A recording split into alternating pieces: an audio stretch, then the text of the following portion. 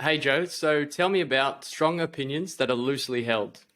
The whole concept of without the box thinking we were talking about, which for some people comes into this, do we have to rethink everything? Like, are we just throwing out the baby with the bathwater, and are we always abandoning our ideas, and what do you actually believe in? And I think this is something that's not natural in, say, our culture, probably in the education system too, is the idea of how to actually think. It sounds like a very high level and waspy kind of wishy washy kind of thing, but it's a lot of the criticism people throw at our system. Like, we're never taught how to think. Not that there's one way to think, but just the nature of it. So, the strong opinions loosely held, if I'm not mistaken, is a Paul Graham, who's a Y Combinator guy. It comes from the startup kind of world, the Silicon Valley world, and it comes from there for a very good reason, because that kind of that beautiful one liner, strong opinions loosely held, is a very good way, I think, to actually just hold ideas and goals as well. Ideas and goals. So the way you think about things, you don't want to question everything at every step of every day, right? That doesn't necessarily work. Like, when I get up, I don't want to question the construct of going to use the toilet and think, do I really need to go to the toilet? Maybe I'll just go right here where I am right now, on the bed. We don't need to rethink every single bit of modern life, and you don't need to question yourself every step of every way. It becomes a bit of a headache, and you end up becoming this wanky philosophy type. But I love the idea of strong opinions loosely held. So when you argue something, you want to argue it with conviction and clarity, right? For example, the views in this podcast,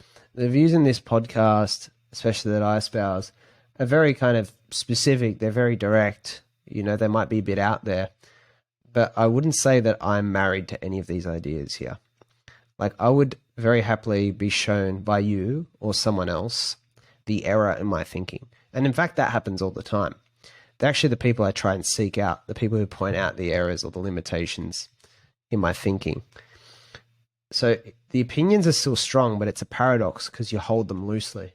So with the whole without the box thinking framework, I think of them as your ideas should really be these boxes, but with dotted lines, rather than thick, bold lines that don't let any alternative viewpoints or information in. The dotted lines is like kind of this rough border. So you have a position, right? Okay, education, the way it's set up right now, is probably not ideal, or whatever it might be. And you got to allow new things to kind of come in. You still got to allow new things and new perspectives come in. You can't just take a position, argue it, and then lock that in. That's the problem I see being made a lot. It's why a lot of young people who start out as innovators often become the stubborn old people, and they come out the very thing they sort of rebelled against. Albert Einstein's a good example of that. His biggest breakthroughs and where he really hit it big was when he was our age, when he was 27. And then they say that the last couple of decades of his life, he was very stubborn, refusing to accept the views of, say, Niels Bohr and all these people, and the quantum physics stuff, which I don't pretend to understand. And people get really stuck because they believe they've invested so much in a particular box, a particular idea. Normally on the identity level, if that makes sense. People invest a lot if you've spent 20 years working for a particular political party, or you spent 20 years working for charities, or you've spent 20 years as a teacher or something like that. It's very easy to really identify with something you've put a lot of time into, or a way of thinking, or a religious belief, or something like that. And therefore you close yourself off to any alternatives or anything that contradicts your worldview. Whereas you don't need to have an overly impressionable worldview, which is to be too easy to kind of influence.